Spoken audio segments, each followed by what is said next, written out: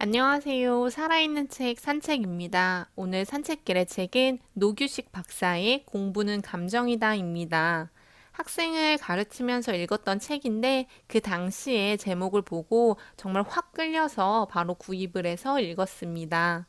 그리고 요즘 코로나19로 지금까지 해본 적 없는 방식으로 학교 수업이 진행이 되면서 공부를 했었던 친구들한테 연락이 자주 오는데요.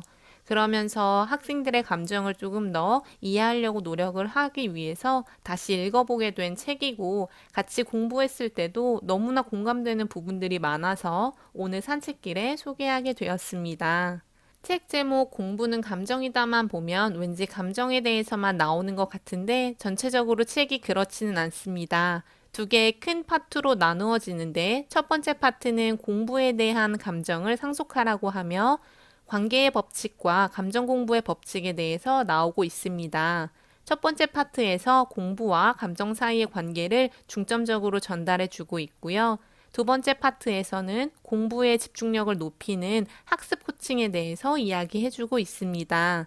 유능감의 법칙, 준비의 법칙, how to study의 법칙, 한 팀의 법칙을 이야기하며 공부가 감정에 영향을 받는다는 것을 통해서 우리가 아이를 어떻게 양육해야 하는지에 대해서 이야기해주고 있습니다. 그리고 저는 이 책에서 일부 중심으로 공감이 많이 되었기 때문에 일부 중심으로 오늘의 책 소개를 진행하겠습니다. 책을 소개하기 전에 저자 소개를 하면 연세대학교 의과대학을 졸업하고 의과대학 정신과학 교실 연구 강사를 거쳐 서울대학교 임상의학연구소에서 인지과학연구소 책임연구원으로 재직을 했다고 합니다. 그리고 2006년부터 연세 휴 클리닉과 공부두뇌 연구원을 운영을 하고 있고요. 잘 알고 있는 프로인 영재발굴단에 나와서 많은 학생들의 모습을 보며 피드백을 한 분이라고 합니다.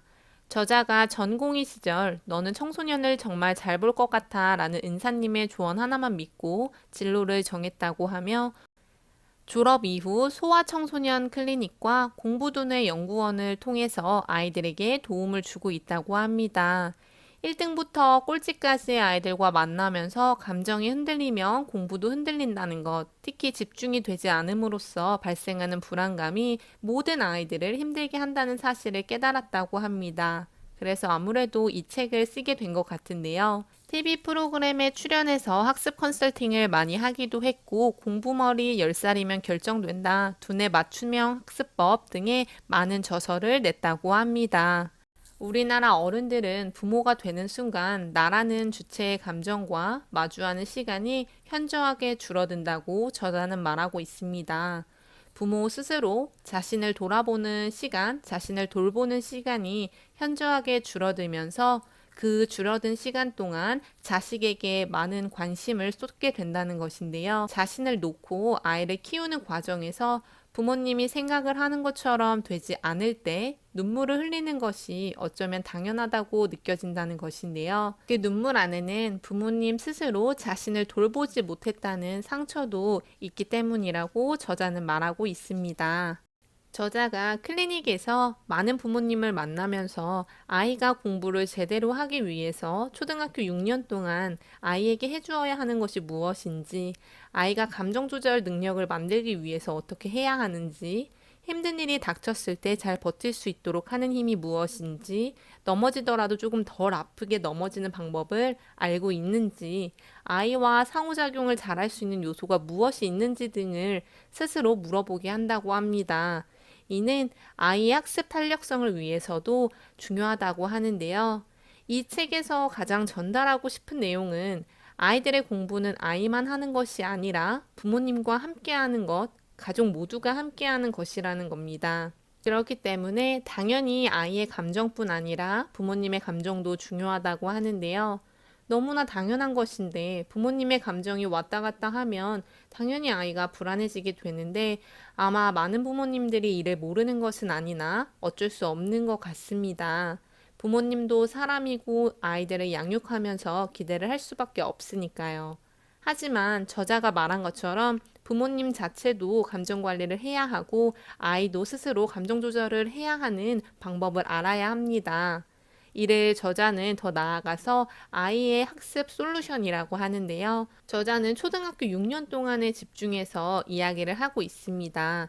하지만 저는 초등학교뿐 아니라 고등학교까지도 아이가 학업에 집중을 해야 하는 시기라면 항상 부모님의 감정 조절은 너무나 당연하다고 생각이 듭니다. 개인적인 생각을 전달하면 부모님이 아이가 기대한 만큼 하지 못했을 때 자신의 감정까지 속이면서 아이에게 격려와 지지만을 할 필요는 없다고 생각합니다. 하지만 자신이 가진 기대만큼 하지 못했다는 부정적인 감정만 드러내는 것은 아이의 학습에 당연히 좋지 못하다는 것입니다.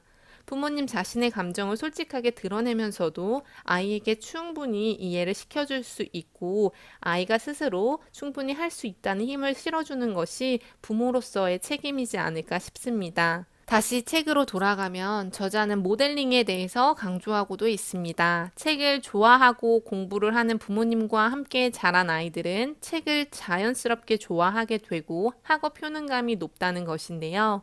부모님이 가진 공부에 대한 감정이 긍정적이고 자신들의 행동으로 보여주면 당연히 아이도 따라가지 않을까 합니다. 공부에 대한 것도 공부를 대하는 감정에 대한 것도 결국은 부모님이 어떻게 행동하는지가 어쩔 수 없이 아이에게 영향을 준다는 것인데요. 그것이 3대, 4대, 5대 이상으로 이어질 수 있기 때문에 공부에 대한 감정을 상속하라고 저자는 말하고 있습니다. 공부는 감정이라는 이야기를 하면서 저자는 아이의 감정에 손상을 입히지 않는 것은 물론이거니와 학습에 필요한 도움을 주어야 한다고 합니다.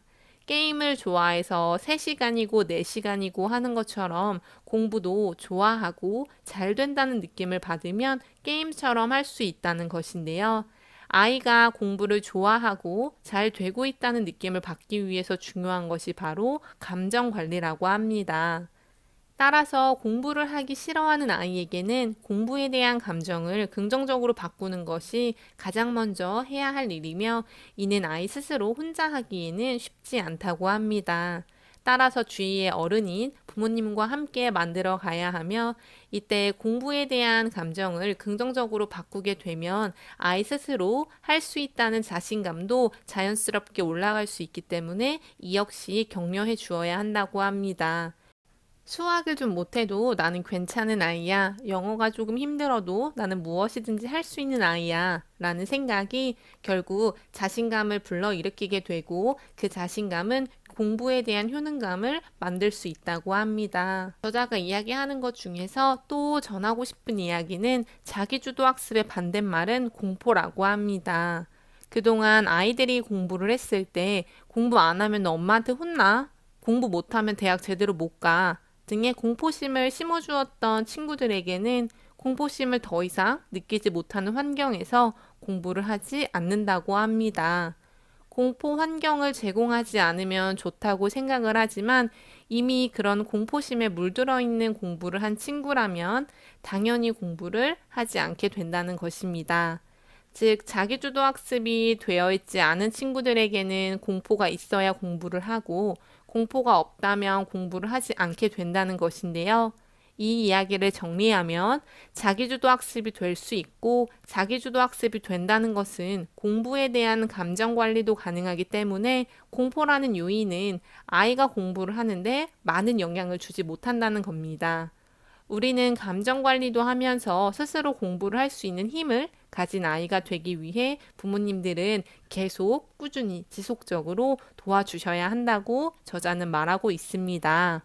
공부를 잘한다는 것은 기초 인지 능력과 감정 조절 능력이 뛰어나다는 것인데요. 따라서 읽기, 쓰기, 세마기 등 기본적인 기초 인지 능력을 키울 수 있는 것을 잘 배우는 것도 중요하지만 결국은 감정 조절 능력을 잘 하기 위해서 훈련을 해야 한다고 합니다.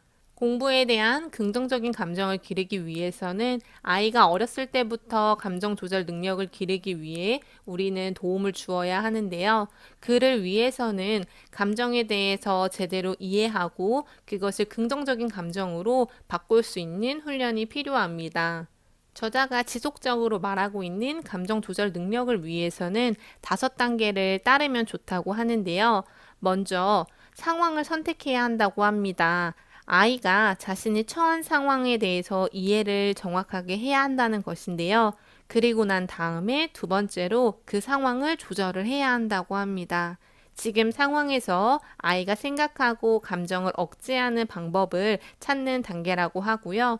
세 번째로는 주의 전환을 시켜야 한다고 하는데요. 마음속에 생긴 감정이 부정적이라면 그것에서 벗어나야 한다고 합니다. 예를 들어, 아이가 성적이 잘 나오지 않았을 때 부모님이 부정적인 이야기를 하면 아이도 부정적이게 되지만 그 과정 속에서 부모님이 나에게 기대한 만큼 나를 많이 믿어주시는구나, 나를 사랑하시는구나, 라는 생각을 할 수 있도록 우리는 훈련을 시켜주어야 한다는 것입니다. 네 번째는 발상의 전환입니다. 세 번째 단계에 이어져서 나를 많이 믿어주시는 부모님을 위해 공부뿐 아니라 내가 잘하는 다른 것들에도 관심을 가져달라고 말씀을 드려야겠다 라는 생각을 하는 것인데요. 마지막으로는 반응을 바꾸는 일이라고 합니다. 아무래도 똑같은 상황을 보더라도 사람이 가진 감정에 따라서 우리의 반응은 다르기 때문에 아이가 어떤 상황을 보았을 때 부정적인 것이 아니라 긍정적인 반응을 할 수 있도록 계속해서 부모님이 도와주신다면 충분히 그 반응만 달리해도 감정 조절 능력을 키울 수 있다고 합니다. 공부는 감정이다 라는 책 제목에 깊은 공감이 되어서 오늘의 책을 소개했는데 저자가 강조하고 있는 초등학교 6년 동안 뿐만이 아니라 평생교육인 시대인 지금은 어린아이들을 포함하고 성인들까지도 감정을 잘 컨트롤하면서 공부에 대한 긍정적인 생각을 가지는 것이 중요하다고 합니다. 그런 생각이 배움을 지속적으로 해야 하는 우리한테 아주 큰 도움이 될 것이라는 생각이 듭니다.